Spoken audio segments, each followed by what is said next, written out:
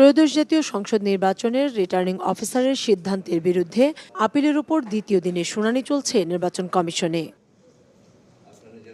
রোববার ৭০টি আপিল আবেদন শুনানির জন্য রাখা হয়। দুপুর পর্যন্ত ৩৫টি আপিল শুনানির মধ্যে ২৭ জন প্রার্থিতা ফিরে পেয়েছেন, আর ইসি নামঞ্জুর করেছেন ৫ জনের আপিল। স্থগিত রয়েছে ৩টি। ২৮ ডিসেম্বর থেকে সমস্ত সম্পদের বিবরণী হলফনামায় অ্যাডভোকেটের সাইন সহ নোটারি সহ জমা দিয়েছিল। তো আজকে কমিশন আলহামদুলিল্লাহ এটা অ্যাকসেপ্ট করেছে। হলফনামায় এবং ব্যক্তিগত তথ্যে কিছু ত্রুটি ছিল, এগুলি ফিল আপ করে দেওয়ার পর আল্লাহর রহমত আজকে আমি অ্যাকসেপ্ট।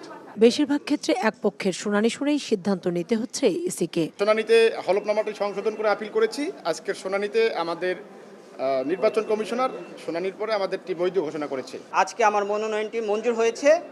আমার আপিল শুনানিতে উভয় পক্ষই ছিলেন।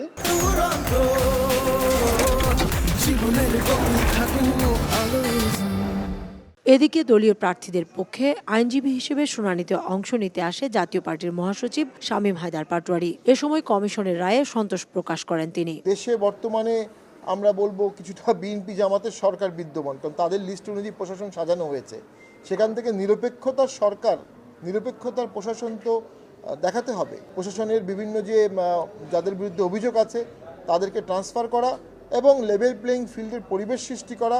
এদিকে ত্রয়োদশ জাতীয় সংসদ নির্বাচন উপলক্ষে আইনশৃঙ্খলা পরিস্থিতি নিয়ে সশস্ত্র বাহিনী সহ ১৬ বিভাগ এবং সংস্থার সঙ্গে বৈঠক করে নির্বাচন কমিশন। নির্বাচন কমিশনার আবুল ফজল মোহাম্মদ সানাউল্লাহর সভাপতিত্বে নির্বাচন কমিশনে বৈঠক অনুষ্ঠিত হয়।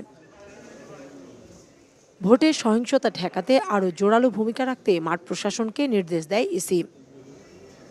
কাউসার চৌধুরী কুমু, সময় সংবাদ, ঢাকা।